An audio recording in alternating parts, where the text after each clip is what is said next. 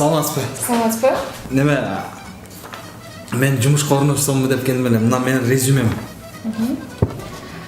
Жакшы байкем. Бизде азыр как раз бир орун бош. Орун барбы? Ооба.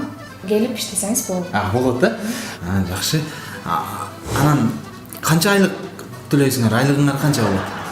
Эми айлык бир 3 ай 5000 сомдон иштеп турасыз.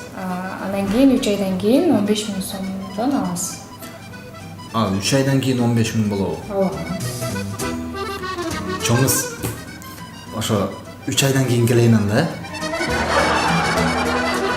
ошо көтөрүлгөндөн келейин, сөзсүз келем. Рахмат.